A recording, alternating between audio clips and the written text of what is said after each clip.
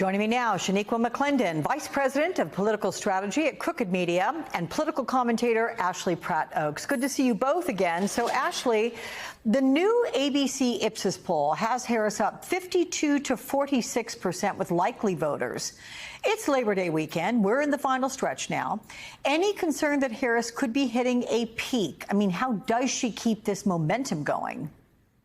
So I think one thing that's really important to point out here is that it doesn't matter, I don't think, that she didn't have that post-convention bump. She has remained consistent and steady in polling, and she's maintained a lead over Trump nationally and in most of the critical swing states. So while it is still very close and there is no real clear leader at this point, her campaign is now pivoting to call this an underdog campaign, which is super smart for a couple of reasons. They will be able to keep that momentum and enthusiasm going, not only with donors and the Democratic base, which is necessary for cash funds and flow to keep advertising and operations going, but because of the fact that they need to get people to the polls. And with early voting beginning this month, as it was just noted, it's important to remember that this enthusiasm needs to keep going for the next, 65 days. So I think it's a really smart strategy right now to showcase that this is not going to be a landslide election, and that even though momentum is on her side, it needs to keep going in order for her to be able to win and to defeat Trump in November. So let me pick up on that with you, Shaniqua, because this underdog position, the face of change, that is a repeated mantra in a new campaign memo today. Will that keep being effective, though? How does she balance that with emphasizing her experience? Yeah, I think they're right to continue to call her an underdog. It's a smart strategy, but it's also true. If we look back to 2016, Hillary Clinton was polling ahead and she lost. There was a lot of assumptions made, and Democrats definitely don't want to do that again. In 2020, Joe Biden won by tens of thousands of votes in a handful of states. And so it was really close, despite people, a lot of people thinking that it shouldn't have been that close. And, Donald Trump, Joe Biden, Hillary Clinton are all household names when they ran. Vice President Harris is still someone that the country is getting to know, and she hasn't had as much time as most candidates, probably all candidates, have had in introducing themselves to the voters. But something else that's worth noting is we've only had one sitting vice president actually be elected to the presidency, so that alone also makes her an underdog. She's a woman. She's a Black woman, so of course she's the underdog. I think our country's history already shows us that. What about the post-convention bump with women, Ashley? Because before Chicago, it was 51 to 45% in favor of Harris. Now look at it, 54 to 41%. Her margin has more than doubled. Even in 2020, white women went slightly more for Trump. But could this now be the pivotal change in this election? I think so, and I think this is why you're seeing Trump and Vance really scramble over how to pivot here when it comes to abortion. I mean, Trump has consistently taken credit for overturning Roe and putting the justices on the Supreme Court who did that.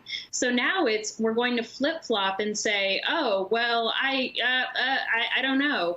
And then basically now say that we're going to fund IVF through whether it be the government or through mandating it via insurance. Which, I'm sorry, but if you're going to put Supreme Court justices onto the court who are going to question and consistently question the legality of women's reproductive freedoms, this is going to do nothing. So women are not going to be gaslit. They're not going to be conned. They're not going to fall into this trap that Donald Trump and J.D. Vance are putting out there. And having a woman at the top of the ticket on the Democratic side is definitely going to continue that momentum among female voters. Trump really has zero chance at trying to get that suburban female voter back.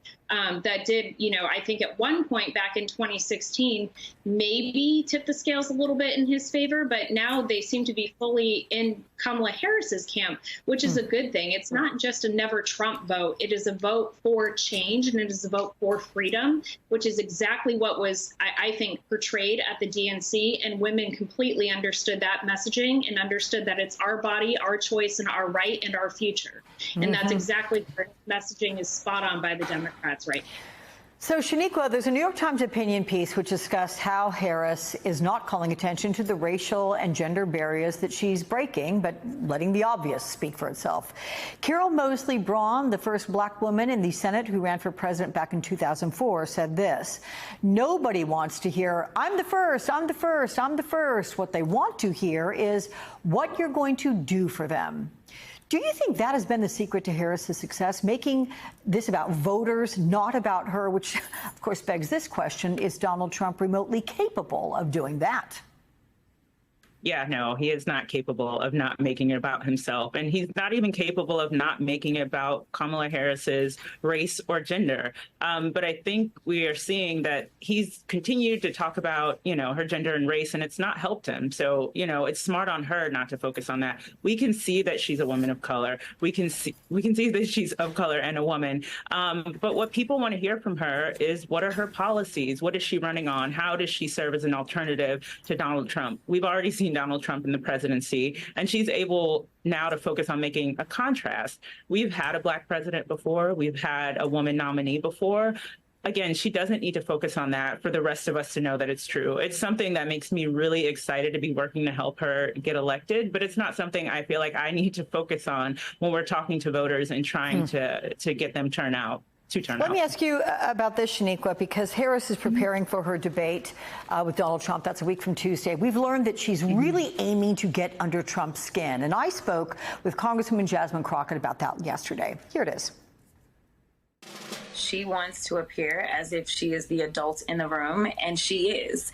What we will see is this whining child who will sit there and won't give direct answers, and honestly will distract and be a bumbling fool. We've seen it on the trail when he starts talking about, wind, and he starts complaining about sharks. I mean, the guy is really weird and off his rocker.